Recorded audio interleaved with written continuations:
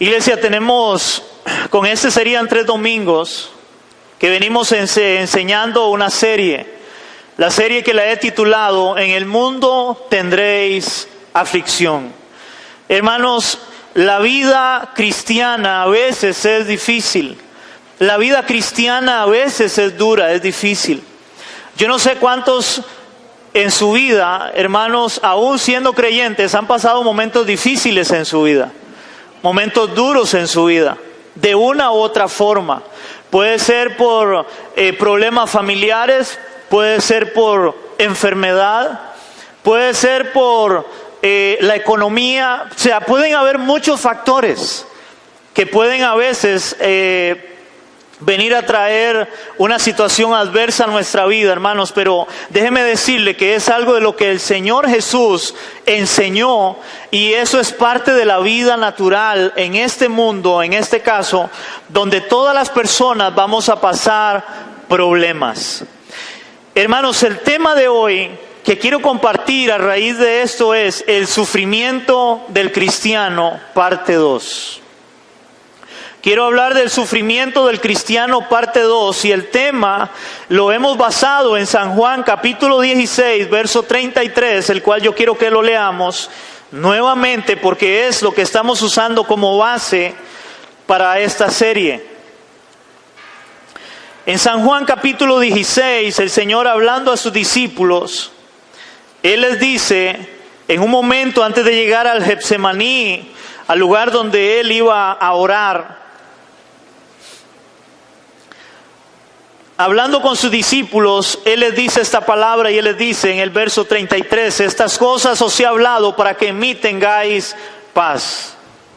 Y luego dice, en el mundo tendréis aflicción, pero confiad, yo he vencido al mundo. Ahora el Señor dice, en el mundo tendréis aflicción, y la pregunta es, ¿quiénes vivimos en este mundo? Pues todos nosotros vivimos en este mundo. El Señor le estaba hablando a sus discípulos y les dice, en el mundo tendréis aflicción. Y la palabra aflicción, hermanos, en el griego original la palabra es tripsis o tlipsis. Por ahí viene la palabra, y esta palabra significa, oiga, significa opresión, significa tensión, significa angustia, significa tribulación, adversidad, significa prueba y también persecución. O sea, el Señor les estaba diciendo en esta palabra aflicción, ustedes en este mundo van a pasar por muchas cosas, cosas dolorosas, cosas difíciles, cosas que no son fáciles en la vida, hermanos. Pero Él al final dice, pero confíen, yo he vencido al mundo, dice el Señor. Ahora, hermanos, ¿por qué esto? Hay algunas personas que creen, he escuchado personas que creen que por nosotros ser cristianos no tenemos que sufrir o padecer en este mundo. Hay personas que creen esto, hay iglesias que enseñan esto, que por nosotros ser cristianos no vamos a padecer en este mundo. Pero vamos a ver, hermanos, qué dijo Jesús, qué nos enseña Jesús, aparte de lo que Él acaba de decir en San Juan 16:33. Vamos a ir a San Juan 15:20. San Juan capítulo 15, verso 20.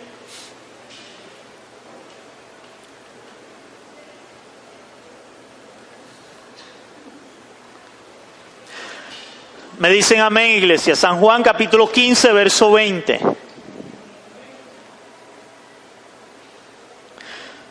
Yo quiero que veamos 2 palabras que son muy interesantes que dijo Cristo, además de que en el mundo tendríais aflicción. Dice la palabra ahí en San Juan capítulo 15, verso 20, acordaos de la palabra que os he dicho.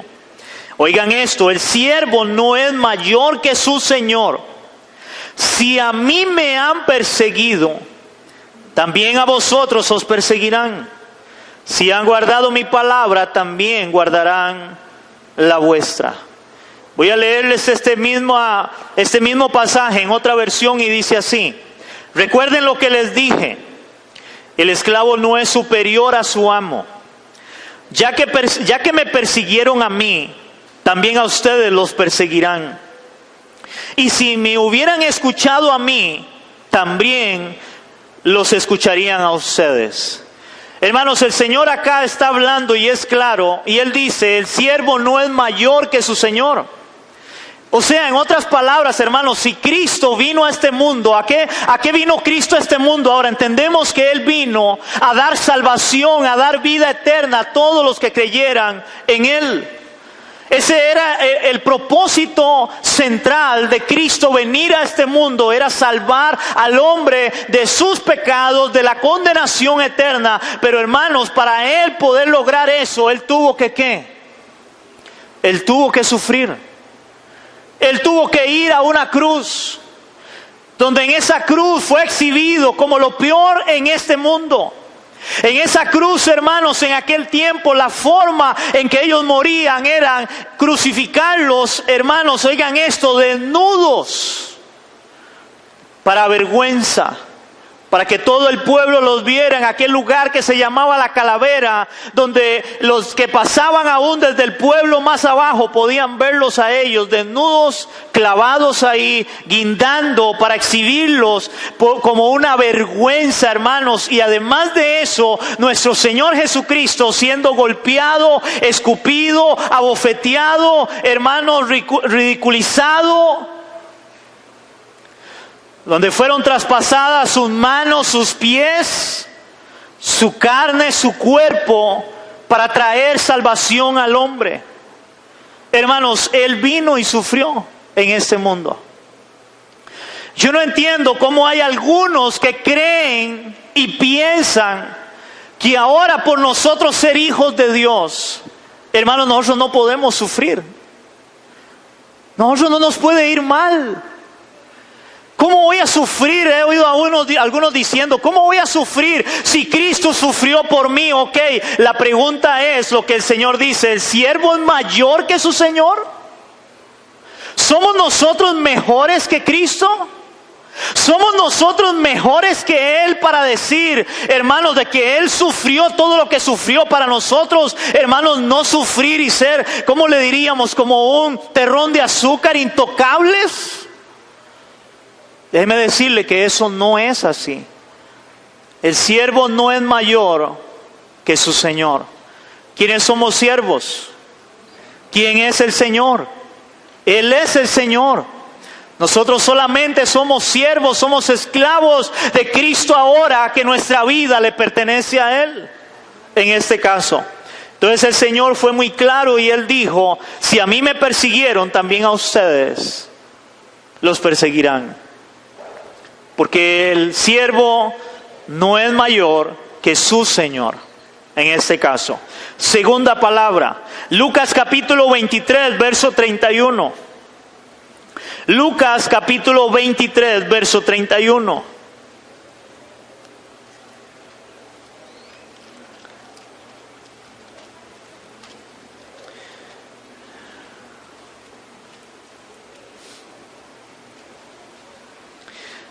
Lucas capítulo 23, verso 31. Interesantemente, hermanos, a la hora que Jesús da esta palabra, que era un tipo de proverbio, que es lo que Él está hablando ahí, era cuando Él iba camino al Gólgota. Camino al Gólgota dice la palabra que a Él le quitan el travesaño, la cruz que Él llevaba, que era un transversal en este caso, y iba Simón de Cirene y a Él le cargan aquel transversal. Pero Jesús a ese momento aparentemente, hermanos, Él iba ya agotado de haber sido maltratado, donde a Él le habían castigado, le habían escarnecido, y Él va caminando y dice la palabra, usted puede leer todo el pasaje en su casa, y dice que la gente lloraba al verle. A las personas llorar al verle, el Señor se vuelve y les dice, oigan, no lloren por mí, lloren por ustedes y por las generaciones que vendrán, porque viene sufrimiento, porque va a venir dolor, porque van a venir muchas cosas terribles. Ahora, entendiendo que Él sabía cuál era el propósito de Él de venir a dar su vida para que el hombre fuera salvo, pero cuando Él está diciendo estas cosas, Él usa esta frase. Ahí en Lucas capítulo 23, verso 31. Porque si el árbol, oigan, porque si en el árbol verde hacen estas cosas, en el seco, ¿qué no se hará? Si en el árbol verde se hacen estas cosas, oigan, en el seco, ¿qué no se hará? Si Él era el Hijo de Dios, Él era Dios mismo, hermanos. Y Él estaba pasando todo lo que estaba pasando. Le habían hecho todo lo que le habían hecho y le iban a hacer para clavarlo en aquella cruz. Sin haber cometido pecado, sin haber hecho nada. Y Él sufrió todo eso, hermanos. Que era el árbol verde, la rama verde. Ahora nosotros, que somos la rama seca, el árbol seco. Hay mucha gente, hermanos, que está muy equivocada en el cristianismo. Hay muchas personas que creen que venir a Cristo es para parar de sufrir, para no tener problemas. Hermano, eso no es lo que la Biblia nos muestra, nos enseña. Yo he oído personas diciendo eso. No, es que Jesús llevó todas mis cargas, todos mis problemas. Hermano, lo que Él llevó en la cruz fue todo nuestro pecado. Eso fue lo que Él llevó en la cruz, nuestro pecado. Pero Él lo dijo, en el mundo tendréis aflicciones. En el mundo vamos a tener problemas. Si Él, siendo Dios, pasó todo lo que pasó, hermano, ¿quién soy yo? ¿Quiénes somos nosotros para decir, no, yo no quiero sufrir, yo no quiero que me pase nada a mí?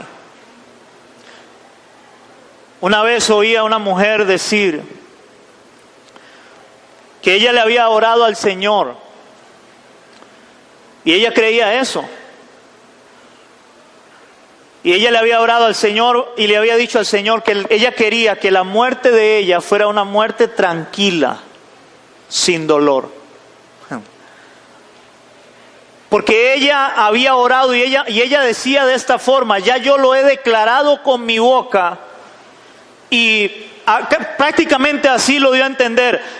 Salado aquel que no entienda que lo que nosotros decimos tiene poder para que se cumpla. Yo la oí y yo dije por dentro, qué engañada está. Usted se imagina, hermano, usted decirle al Señor Jesucristo, Señor, yo no quiero morir de una forma fea, de una forma terrible, porque usted sí murió así, pero yo no soy, yo no quiero morir de esa forma. O sea, es como, yo soy más que usted. Usted murió así en esa cruz, avergonzado, castigado, como algo feo, pero yo no. Yo no sé si me están entendiendo. ¿Quiénes somos nosotros para alguien creer esas cosas? Pero eso lo creen muchos hoy en las iglesias.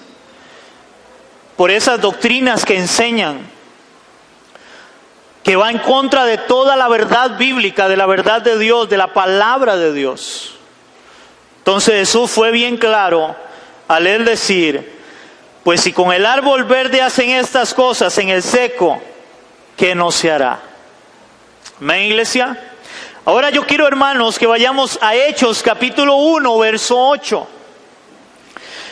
Hechos capítulo 1, verso 8, hermanos, es un texto que hoy muchos usan y lo usan de una forma positiva, en el sentido de que a veces tuercen la palabra, tuercen el evangelio para hablarle y enseñarle a la iglesia cosas que suenan muy bonitas, que suenan muy agradables, pero que al final no es la verdad de Dios en la palabra. Yo quiero que vayamos a Hechos capítulo 1, verso 8. Este verso es muy conocido por la iglesia hoy en día. Me dicen amén, iglesia. Quiero que todos lo tengan. Dice la palabra en Hechos capítulo 1, aquí recuerden que Cristo ya había muerto y había resucitado. Él se le aparece a los discípulos. En este caso es antes de la venida del Espíritu Santo sobre ellos.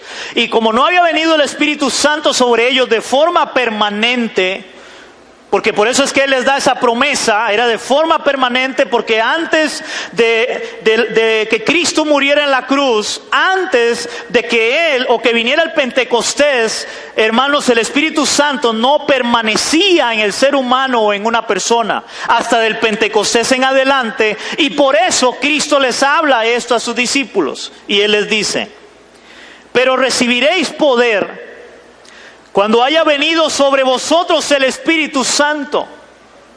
Oigan esto: y me seréis testigos en Jerusalén, en toda Judea, en Samaria y hasta lo último de la tierra. Ese versículo suena muy hermoso cuando oigo a gente predicar y le dicen: y recibiréis poder de Dios. Tenemos el poder de Dios, el poder del Espíritu Santo, hermanos. Y hablan de esta forma que suena muy bonita, muy agradable, pero la pregunta es: ¿para qué Dios les iba a dar ese poder que era del Espíritu Santo? No era un poder propio, sino que era dado de Dios para ellos. Hermanos, no podemos sacar este verso de su contexto bíblico, porque ese poder es, y les dice, para que ustedes me sean testigos. Para eso Dios les iba a dar el poder del Espíritu Santo, para ser testigos de Él. Ahora, esta palabra testigos, hermanos, en el original, en el griego, oigan esta palabra, testigo significa mártir. Esta palabra mártir es la palabra mártir. Mártir. O sea, en otras palabras, el Señor les estaba diciendo: ustedes van a necesitar el poder del Espíritu Santo para que ustedes me sean testigos. Van a ser mártires por causa del Evangelio, por causa de mi palabra. Ustedes van a necesitar poder de Dios. ¿Poder de Dios para qué? Que hoy muchos no tienen y no entienden. Para, hermanos, no retroceder en el Evangelio y no negar a Cristo. Hoy muchos tienen un dolor de cabeza y ya no quieren nada con Dios. Hoy muchos tienen un problemita en la casa y ya no quieren nada con Dios. Pero ellos dicen tener el poder del Espíritu Santo. Pero curiosamente tienen un problema y ya no quiere volver a la iglesia. Ya no quiere orar, ya no quiere buscar al Señor, ya no quiere nada con Dios. Porque está pasando un problema familiar, está pasando un problema en el trabajo, está pasando un problema de salud, está pasando un problema financiero y ahora no quieren nada con Dios porque estoy aquí desmotivado, porque estoy pasando un problema, pero se supone que tiene el poder del Espíritu Santo. ¿Aló, iglesia? Y es porque a veces no entendemos o no estudiamos la palabra. Porque si usted sigue leyendo todo el libro de Hechos, hermanos, y eso vimos un poco la semana pasada, viene la persecución contra la iglesia. Por eso ellos necesitaban ¿qué? Poder del Espíritu Santo. Para seguir creyendo, para seguir confiando, para no retroceder en el Evangelio. Y más bien, como dice la palabra, cuando ellos les pedían, los incitaban a que dejaran de predicar, ellos decían: no, vamos a seguir hablando de Cristo. Cuando a ellos los azotaban, los golpeaban, los metían en la cárcel, ellos adoraban al Señor y salían de la cárcel y seguían predicando a Cristo. Aquello no era impedimento para ellos, para seguir exaltando, glorificando a Dios, testificando de Dios, hablando de Cristo al pueblo. Y hoy a veces nos dicen pandereta y ya no quiero hablar. A los que les dicen, porque ya ni eso nos dicen. Ya ni pandereta nos dicen. Pero a veces a alguien le decían pandereta, aleluya, y ya mejor me quedo callado porque me hace sentir mal. Que me digan pandereta, que me digan aleluya. Pero creemos que estamos llenos del Espíritu Santo. Qué interesante. La palabra mártir mártir, que es mártir, dice, es uno que da testimonio, oiga, mediante su muerte. Es uno que da testimonio mediante su muerte, pero también la palabra testigo denota a uno que puede certificar o certifica aquello que ha visto u oído. ¿Qué fue lo que ellos hicieron? ¿De quién hablaban ellos? Hermanos, ellos cada vez que se paraban en algún lugar era para hablar de Cristo.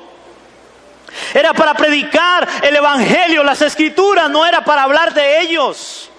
No era para hablar y decir la casa que tenían lujosa, para hablar del carro que tenían, para hablar de que habían dado por todo el mundo, que tenía un jet privado, que Dios le había prosperado, que ahora tiene empresa. No, ellos predicaban a Cristo.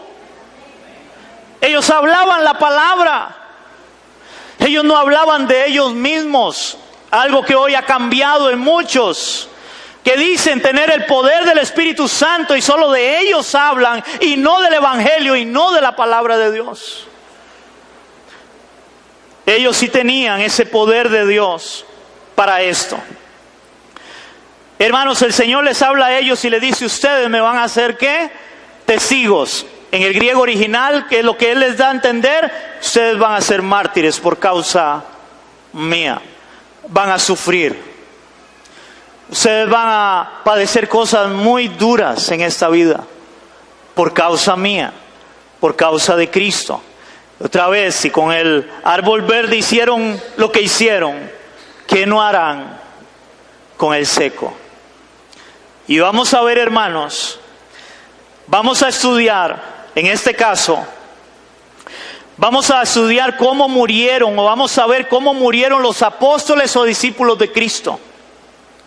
Hablando un poco de cada uno de ellos, de cómo murieron por el testimonio y la predicación del Evangelio. Vamos a ir a Marcos capítulo 3, Marcos capítulo 3, versos del 13 al 19, hermanos, donde aquí habla de 12 discípulos que el Señor escoge.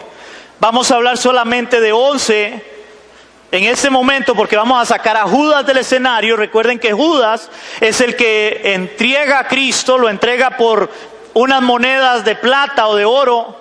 Él lo entrega y luego él va y se ahorca, él se quita la vida. Pero vamos a hablar de aquellos 11 que siguieron al lado de Cristo.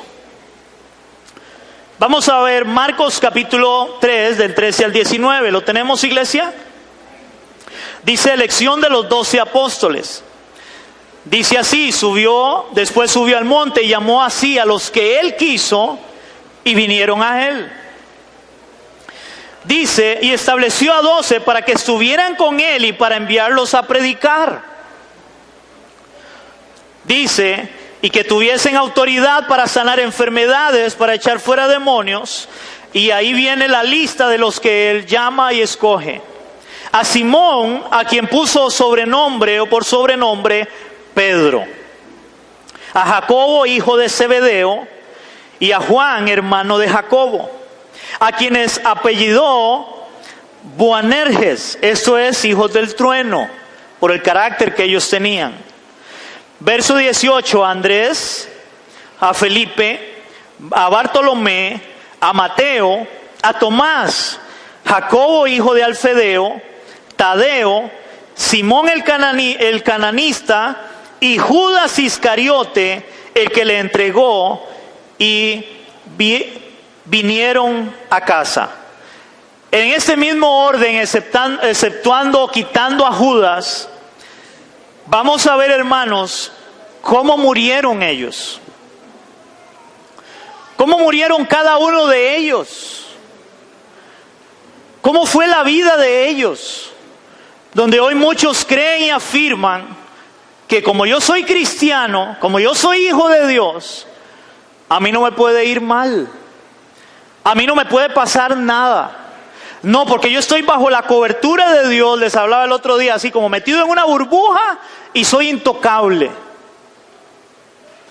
No sé de dónde sacan esas filosofías, esas creencias que van en contra de la palabra de Dios. Ahora, Jesús les dijo, en el mundo tendréis aflicciones. Y ahora les dice, pero van a recibir poder de Dios para que me sean testigos, mártires de Cristo. Número 1, vamos a hablar de Pedro. Ese es el orden que viene ahí. El apóstol Pedro. Hermanos, el apóstol Pedro muere crucificado, pero dicen que él muere crucificado cabeza abajo. En este caso, recuerde que ellos les crucificaban, pues de alguna manera, digámosle que en pie, pero no era en pie realmente. Pero Pedro, en este caso, él muere crucificado cabeza abajo, pero por voluntad propia. Porque cuenta la historia que cuando Pedro lo sentencian a que muera crucificado, él dice, yo no soy digno. Algo muy contrario a lo que muchos creen hoy. Él dice, yo no soy digno de morir igual que mi Señor. Entonces él pidió que lo crucificaran boca abajo. Dice que esto por órdenes del emperador Nerón. Así muere el apóstol Pedro. Muere crucificado, pero cabeza abajo, porque él dice, yo no merezco. Yo no soy digno de tomar la misma posición que tuvo mi Señor en este caso. ¡Wow! ¡Qué increíble! El segundo es Jacobo o Santiago, el mayor, hijo de Zebedeo. Dice que este tiene el privilegio, y así lo ponen y me causó gracia, tiene el privilegio. ¿Se acuerdan cuando vimos la semana pasada Filipenses 1:29, donde dice que Dios no solamente nos ha dado el privilegio de creer en Él, sino de sufrir por Él? Dice Filipenses 1:29. Y dice acá que en este caso Jacobo tuvo el privilegio de ser el primero de los apóstoles en morir como mártir.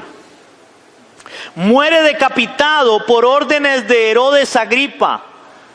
No Herodes el Grande, el primero, sino Herodes Agripa. Su cabeza y su cuerpo fueron recuperados por los discípulos. O sea, le cortaron la cabeza y lo dejaron ahí tirado, decapitado. Y eso está registrado en la Biblia en Hechos 12 del 1 al 2. Vamos a ver Hechos 12 del 1 al 2. Este es el único que está registrado en ese momento. Cuando Lucas escribe el libro de los hechos, de los acontecimientos que iban pasando, y Lucas describe la muerte de Jacobo. Hechos capítulo 12, versos 1 y 2, dice la palabra. En aquel tiempo el rey Herodes echó mano a algunos de la iglesia para maltratarles. Oigan, para maltratarles. Y mató a espada a Jacobo, hermano de Juan. Mató a espada, lo decapitaron, le cortaron la cabeza. Igual, hermanos, que en las películas. Con la espada. Y lo dejaron ahí. Y vinieron algunos de los discípulos y se llevaron su cabeza y su cuerpo. Me imagino para darle sepultura. En este caso, a Jacobo. El tercero de los discípulos es Jacobo, Santiago también, pero el hijo menor de Alfeo, en este caso. Casi le ponen feo, ¿verdad? Pero es Alfeo. No feo pelado, Alfeo. Ok, este Jacobo, Santiago el menor, oigan esto, dice que fue lanzado desde lo alto del templo de Jerusalén. Hermanos, yo escudriñando, buscando un poco la historia, dice que él estaba en el templo de Jerusalén en la azotea y él estaba predicando la palabra. Cuando él estaba predicando la palabra, como la gente no quería escucharle, entonces lo empujan desde la azotea del templo de Jerusalén donde él estaba predicando. En este caso, dice que fue lanzado. Pero cuando él cae, hermanos, él queda vivo. Él no muere inmediatamente ahí. Y él todavía se pone en pie y empieza a seguir predicando. En ese momento, que él empieza a predicar, hermanos, dicen que lo agarran los soldados y dice que le aplastan la cabeza con un mazo donde sus sesos son esparcidos, se le salen por causa del Evangelio de Cristo. Hermanos, ¿usted se puede imaginar eso? ¿En un creyente? ¿En un hijo de Dios? La pregunta era, ¿este hombre no era creyente, no era hijo de Dios? Claro que lo era. Y por ser creyente, hijo de Dios, él no podía padecer y decir, no, yo no quiero sufrir. Bueno, eso no es bíblico. El Señor le dijo, ustedes van a recibir poder de Dios. Me hace gracia, hoy muchos creen tener el poder de Dios, hermanos, solo porque caen al suelo. Porque hablan en lenguas. Pero tienen un problemita, hermanos. Alguien le hizo una mueca y ya no quiere seguir a Cristo. Y dice que está lleno del Espíritu Santo. Eso es irónico y es contradictor a la palabra de Dios. Porque estos hombres realmente sufrieron como cristianos. Otro hombre, el cuarto discípulo de Cristo, el apóstol Juan. El apóstol Juan, hermanos, esto es interesante porque Dios en su soberanía, hermanos, que Él es soberano, Él hace lo que Él quiera, como Él quiera, con quien Él quiera. ¿Cuántos me dicen amén a eso? Él hace, Él es Dios, Él es el Señor. Hermanos, Él es el Señor, nosotros no. Interesantemente, el apóstol Juan es el único que muere anciano. Él es el único que muere siendo un anciano por causas naturales en la isla de Patmos, donde fue exiliado. Pero oigan esto, qué interesante. Él fue exiliado, pero antes de él ser exiliado a Patmos, hermanos, en una de las persecuciones a él lo meten en una olla, hermanos, y lo meten en aceite hirviendo a Juan. Eso está en la historia. Y dicen que milagrosamente él no le pasa nada. ¿Ustedes se acuerdan a Daniel en el foso de los leones? ¿Se acuerdan de los amigos de Daniel en el horno hirviendo? ¿Cómo Dios, hermanos, hizo que a ellos no les sucediera nada? ¿Se acuerdan cómo Jonás se lo traga a un gran pez, hermanos, 3 días ahí para ir a tirarlo a Nínive? ¿Usted se puede imaginar eso? Eso solo lo hace el poder de Dios. Ese es nuestro Dios. Y Él guarda a Juan. Lo mete en una olla hirviendo de aceite y no le pasa nada. Al ver que no le pasa nada, lo exilian a Patmos para que muera en Patmos. Y ahí, curiosamente, hermanos, casualidad, Dios le da el último libro de lo que tenemos hoy como la palabra de Dios, el Apocalipsis. Juzgue usted. ¿Casualidad? No creo. Dios tenía un propósito con Juan. Y Él dice, Él tiene que ir a Patmos porque yo le voy a dar el último libro, que es el Apocalipsis. La última revelación de Dios. Ahí se cierra la revelación de Dios, ya no hay más revelación. Esa es toda la revelación de Dios, su palabra. Por eso termina diciendo Apocalipsis, hay de aquel que le ponga, hay de aquel que le quite, que le añada, porque aquí ya está toda la revelación de Dios para su pueblo, para sus hijos, en este caso. Pero Juan es el único que muere de viejo, por causas naturales. Ese se acostó y se durmió. Muy contrario al otro, en este caso, que le revientan la cabeza y se le salen los sesos. Mi pregunta es, ¿era uno más cristiano que el otro? ¿Era uno más hijo de Dios que el otro? No. Los dos sirvieron a Cristo, los dos murieron por Cristo, pero Dios en su soberanía quiso que uno muriera de viejo y el otro muriera de esa forma. ¿Por qué? No sabemos ni se pregunte, porque eso le compete solamente a Dios, no a nosotros en este caso. Quinto, vamos a hablar de Andrés. Dice que Andrés fue crucificado en una cruz, pero esta cruz tenía forma de X. Hermanos, esta cruz en forma de X, curiosamente, después de que Andrés es crucificado en esa cruz, hermanos, de ahí en adelante esta cruz se conoce como la cruz de San Andrés. Porque Andrés, al igual que Pedro, dice: yo no merezco morir en una cruz como mi Señor, igual que Pedro. Y él pide que le crucifiquen en una cruz en forma de X. Pero cuenta la historia que Andrés duró 2 días ahí para morir, en esa cruz en forma de X. Así muere Andrés. Y de ahí viene la cruz de San Andrés. El sexto, Felipe. Dice que Felipe fue crucificado y apedreado en el año 54 después de Cristo. Lo crucifican y lo apedrean. O sea, no les bastó crucificarlo, sino que también lo apedrearon para que muriera más rápido en el año 54 después de Cristo. Wow. El otro es Bartolomé. Dice que Bartolomé habría sido misionero en Arabia e India. Este hombre, Bartolomé. Y dice que a la vuelta habría sido, oigan esto, despellejado vivo con cuchillos.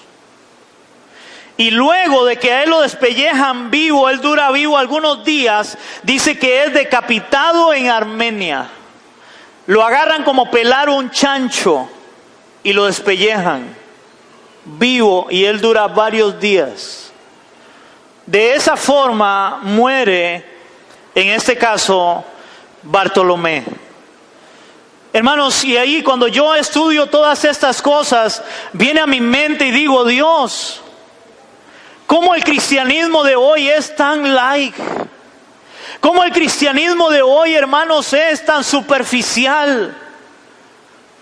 ¿Cómo hoy muchos decimos amar a Dios, honrar a Dios, hermanos? Pero cuando uno ve esto, uno dice: Señor, ¿cuán lejos estamos de lo que tú quieres de nosotros? Vuelvo a decirlo con dolor, hermano. Hoy, uno como pastor, usted no sabe la gente, hermano, que uno llama y le dice: oiga, ¿por qué no ha vuelto a la iglesia? Y la respuesta es que tengo un problema. Mi pregunta es: ¿cuál problema? Yo no veo ningún problema de lo que nosotros tenemos más grande que los problemas que ellos vivieron. Y seguían honrando a Cristo. Murieron por causa de Cristo, honraron a Cristo, dieron su vida por Cristo. Ellos sí eran llenos del Espíritu Santo. Ellos no hacían, hermanos, como muchas veces en las iglesias parece más, perdóneme, hermano, pero a veces parece más un show que realmente ser llenos del Espíritu Santo para honrar y honrar de verdad a nuestro Dios. Seguirle, servirle, amarle con todo nuestro ser. Y no decir que somos llenos solamente porque caemos al suelo, porque tenemos una experiencia. Y no estoy en contra de las experiencias, y gloria a Dios por aquel que recibe algo de parte de Dios. Pero hermano, eso no es ser realmente lleno del Espíritu Santo. Yo no sé cuánta gente usted ha visto que cae, que habla en lenguas y hace un montón de cosas, hermano, y tiene un problema y se va. ¿Alguien ha visto eso? ¿O solo yo lo he visto? Y dicen tener unción y ser llenos del Espíritu Santo. Mi pregunta es: ¿cuál Espíritu Santo entonces? Porque el que yo veo en la palabra no es para eso. Es para ser testigos, es para seguir confiando y seguir creyendo en el Señor. Dale la gloria a nuestro Dios, aquel que murió y resucitó por mí, al que me ha perdonado mis pecados, al que fue a la cruz por mí sin merecerlo. Ese es nuestro Dios. Mateo Número 8, Mateo dice que llamado Leví, el recaudador de impuestos, dice que este muere de una estocada o golpe en la espalda en el año 60 después de Cristo. Por la espalda. Hermanos, pero no sé cuántos de ustedes han visto de que él es atravesado por la espalda, pero habían unos tipos de hachas que tenían al final una lanza y a él lo atraviesan y le mueven el hacha y así muere. De esa forma muere Mateo, el recaudador de impuestos. Tomás, ¿se acuerdan de Tomás? Aquel que dice, si yo no meto mi dedo en la llaga, si no veo las heridas, el famoso Tomás. Dice que se cree que murió atravesado de abajo arriba con una lanza, martirizado. Así murió Tomás. Judas Tadeo, el otro Judas, no el Iscariote, sino Tadeo. Dice que fue golpeado a muerte. Otros afirman que fue crucificado, pero no hay nada seguro. Pero sí se entiende que murió en el año 72 después de Cristo. O fue o golpeado a muerte o crucificado. Esas fueron las dos posibles formas en que muere Judas Tadeo. Simón dice que fue uno de los 12 que murió. Muchos dicen, que murió martirizado. Otros dicen también que fue crucificado. En este caso vamos a hablar, hermanos, ya vamos aterrizando, de algunos otros discípulos también de Cristo, entre ellos el apóstol Pablo. La historia cuenta que al regresar de Roma en uno de sus viajes misioneros, recuerden que él es apresado por orden de Nerón. La mayoría de las cartas de Pablo son escritas estando él en una cárcel. Él tiene varios encarcelamientos, pero en el último encarcelamiento, que es donde él escribe las últimas cartas, que son Primera y Segunda de Timoteo y Tito, hermanos, usted puede leer donde él dice, ya yo estoy próximo a morir. Me queda poco tiempo, porque ya la sentencia estaba dada. Él sabía que iba a morir y Pablo muere decapitado, le cortan la cabeza también.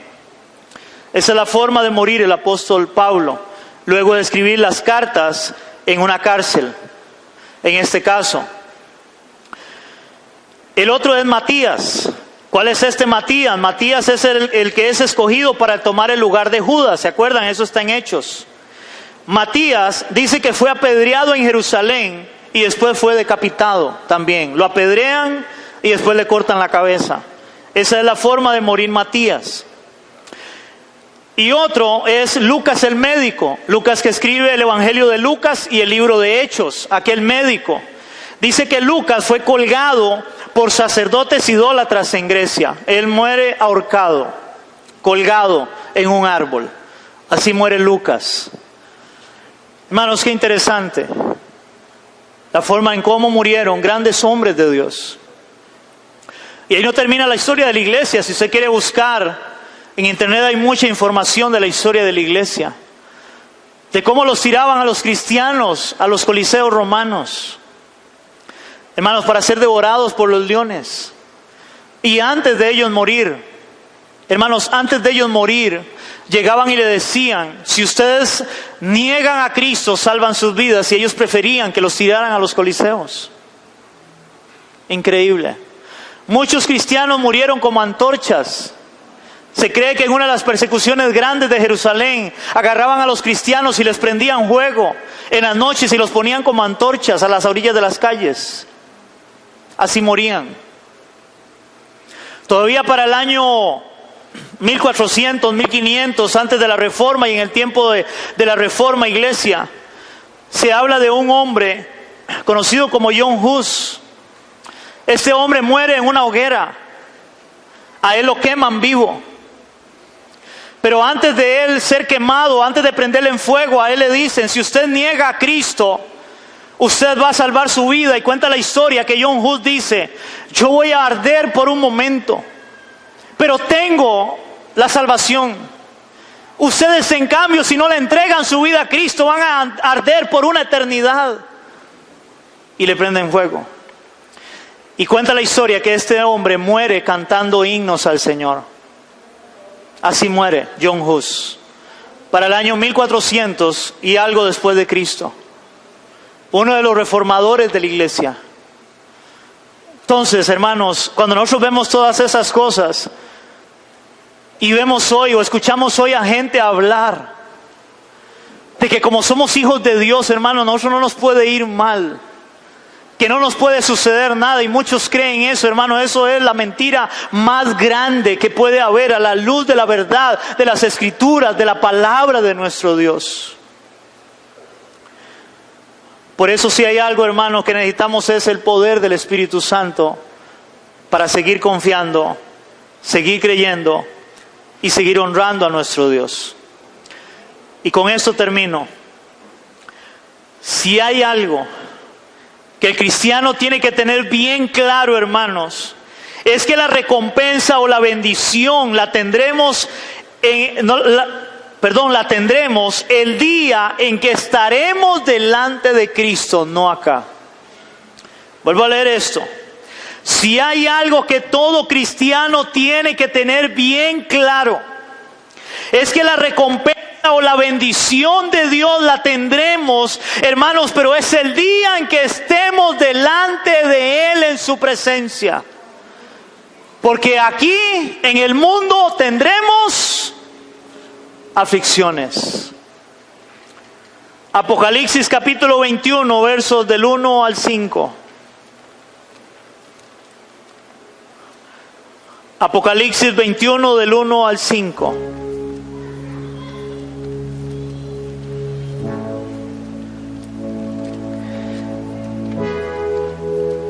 Dice la palabra de nuestro Dios en Apocalipsis 21 del 1 al 5.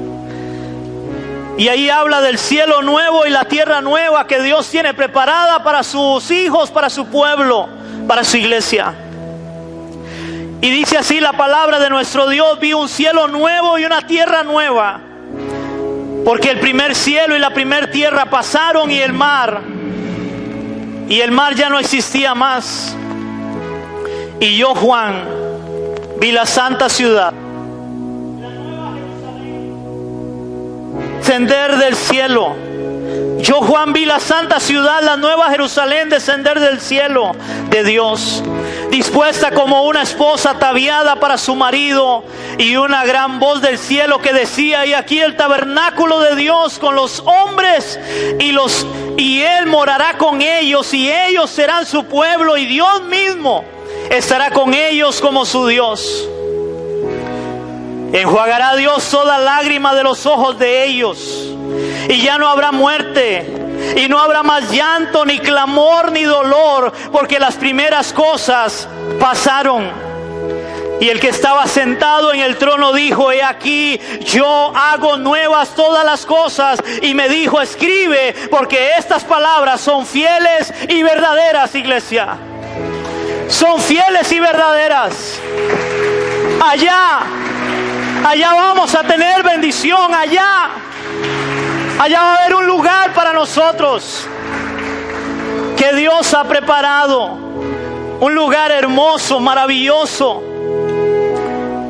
Pero en ese lugar, hermanos, vamos a pasar a veces cosas difíciles. Yo quiero pedirle que usted se ponga sobre sus pies.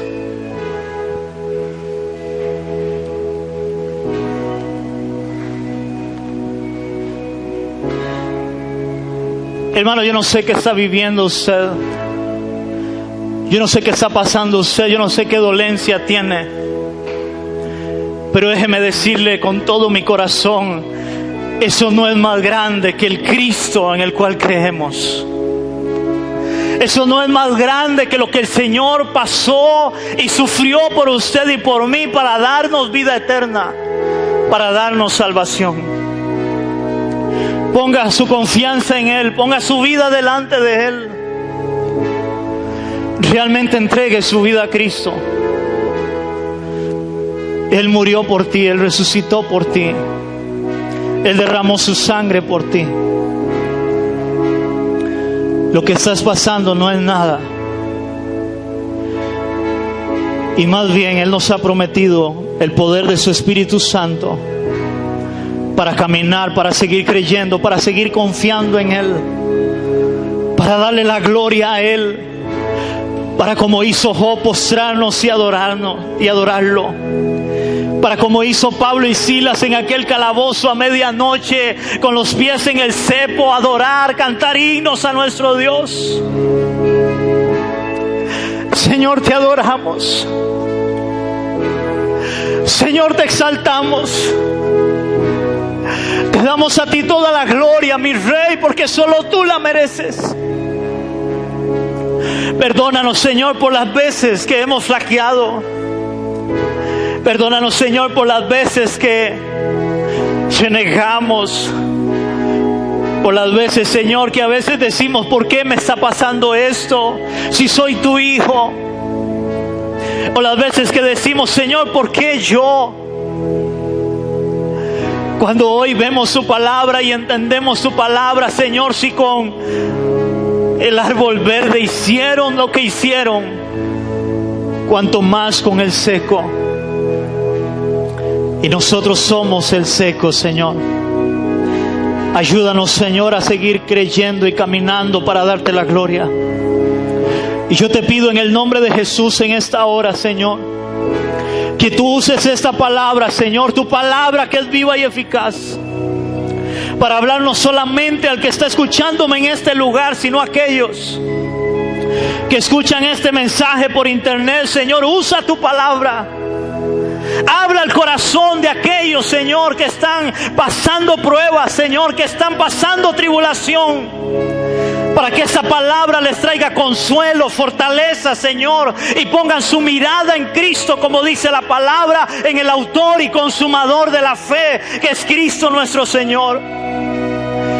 Para que en medio de toda prueba y lucha, Señor, podamos honrarte, sabiendo que tú tienes un lugar preparado para nosotros, donde eso va a pasar un día, Señor, y tú enjuagarás toda lágrima, donde no habrá más llanto y más dolor, Señor, y estaremos una eternidad contigo, Señor, para darte honra, gloria y alabanza al único y verdadero Dios, que es digno de toda honra y de toda gloria por los siglos de los siglos. Amén, Señor, dice tu palabra. ¿Cuánto le damos un aplauso, iglesia?